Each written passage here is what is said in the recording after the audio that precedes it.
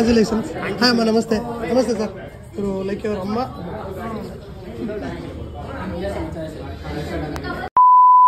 Hi ಎಲ್ಲ ನಮಸ್ತೆ ಸ್ನೇಹಿತರೆ, ಮತ್ತೊಂದು ವಿಡಿಯೋಗೆ ಸ್ವಾಗತ. ಇವತ್ತು ಯಾವುದೇ ಡೆಲಿವರಿ ಜಾಬು ಅದು ಇದ್ರ ಬಗ್ಗೆ ಅಪ್ಡೇಟ್ ಇಲ್ಲ. ನಾನು ಒಬ್ಬರನ್ನ ಮೀಟ್ ಮಾಡೋಕ್ಕೆ ಹೋಗ್ತಾ ಇದ್ದೀನಿ. ಆಲ್ರೆಡಿ ನೀವು ತಮಿಳಲ್ಲಿ ನೋಡೇ ಇರ್ತೀರ ಯಾರು ಅಂತ ಹೇಳ್ಬಿಟ್ಟು, ಲೇಖಿ ಗೋಸ್ವಾಮಿ ಅಂತ ಹೇಳ್ಬಿಟ್ಟು. ಅವರು ಒಂದು ಒಳ್ಳೆ ರೀತಿಯ ವಿಡಿಯೋಗಳನ್ನ ಮಾಡ್ತಾಯಿದ್ದಾರೆ. ಯಾವುದೇ ರೀತಿಯ ಅಂದರೆ ಕೆಲವೊಂದೆಲ್ಲ ರೀಲ್ಸ್ಗಳೆಲ್ಲ ಇರ್ತವೆ, ಬಟ್ಟೆ ಬಿಚ್ಕೊಂಡು ಇಲ್ಲ ಅಂದರೆ ಮತ್ತೊಬ್ಬರಿಗೆ ಬೈಕೊಂಡು ಇಲ್ಲ ಅಂದರೆ ಶೋಕಿ ಮಾಡಿಕೊಂಡು ಆ ರೀತಿ ವಿಡಿಯೋಸ್ಗಳನ್ನ ಮಾಡ್ತಾರೆ. ಅದನ್ನು ಬಿಟ್ಟು ಇವರು ಒಂದು ಸೋಷಿಯಲ್ ಸರ್ವಿಸ್ ಥರ ಮಾಡ್ತಾಯಿದ್ದಾರೆ. ಚೆನ್ನಾಗಿ ವಿಡಿಯೋಸ್ಗಳು ಬರ್ತವೆ, ಎಲ್ಲರೂ ನೋಡಿರ್ತೀರ, ಎಲ್ಲರೂ ಒಂದು ಲೈಕ್ ಹಾಕಿ ಕೊಟ್ಟೇ ಇರ್ತೀರ.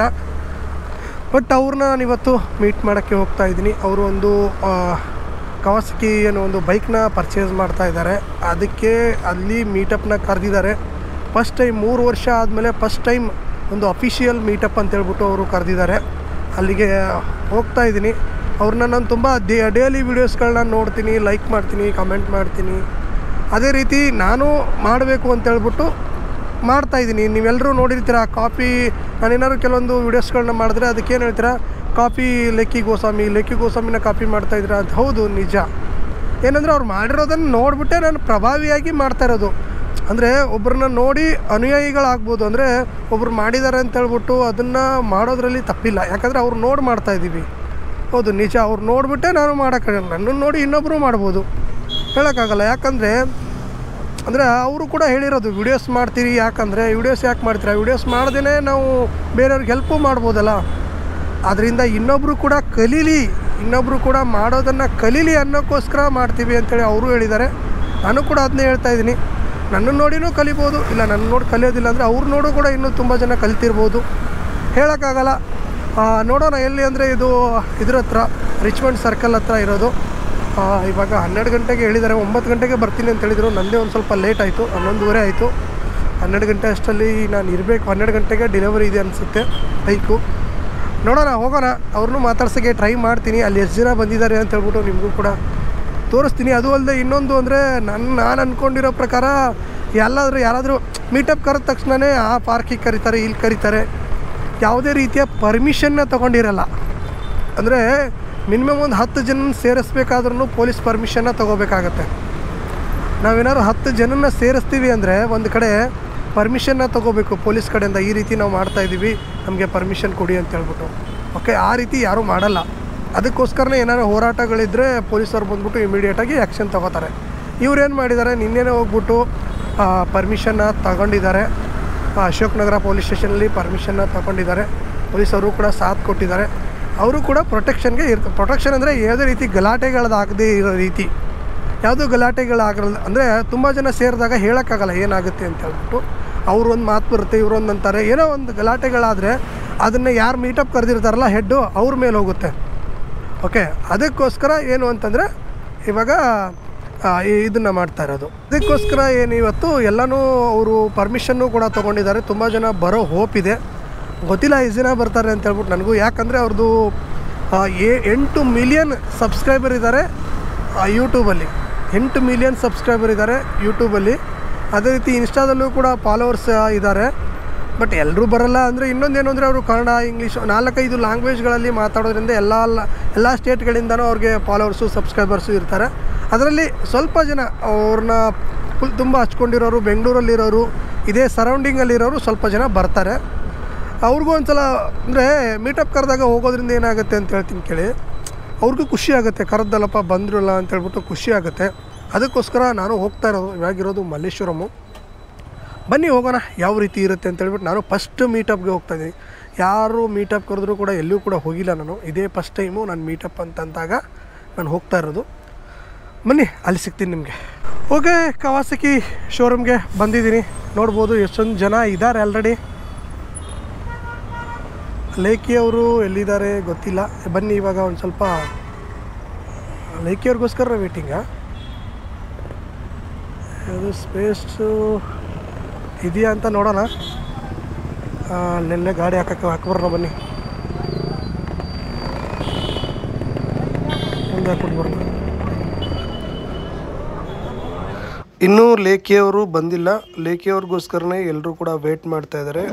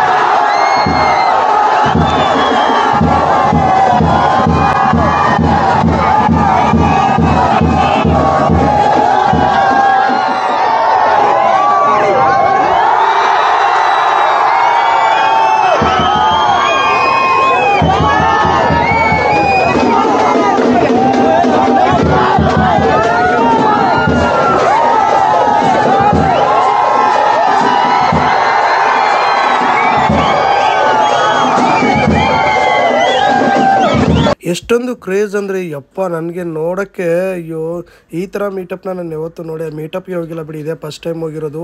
ಅಲ್ಲಿ ಡೋರಿಂದ ನಾನು ಕೂಡ ಒಳಗಡೆ ಹೋಗಬೇಕು, ಒಂದು ಸ್ವಲ್ಪ ಮಾತಾಡಿಸ್ಬೇಕು ಅಂತ ಹೇಳ್ಬಿಟ್ಟು ನಾನು ಮಾಡಿದ್ರೆ ಡೋರ್ ಹತ್ರ ನಿಂತ್ಕೊಂಡ್ಬಿಟ್ಟಿದ್ದಾರೆ. ಒಳಗಡೆ ಹೋಗೋಕ್ಕೂ ಬಿಡ್ತಾಯಿಲ್ಲ, ಎಲ್ಲೂ ಬಿಡ್ತಾಯಿಲ್ಲ.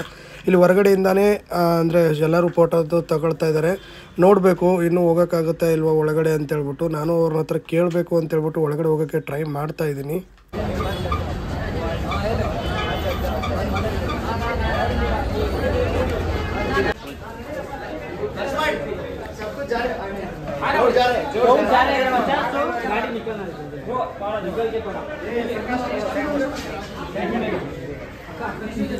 ಅಂತೂ ಇಂತೂ ಹಂಗೋ ಹಿಂಗೋ ಮಾಡಿ ಒಳಗಡೆ ಹೇಳ್ಬಿಟ್ಟು ಬಂದೆ. ಇದೇ ನೋಡಿ ಲೇಖಿ ಗೋಸ್ವಾಮಿ ಅವರು ತಗೊಂಡಿರುವಂತಹ ಕವಾಸಕಿ ಗಾಡಿ. ಇಲ್ಲೇ ಇದ್ದಾರೆ ಲೇಖಿ ಗೋಸ್ವಾಮಿ.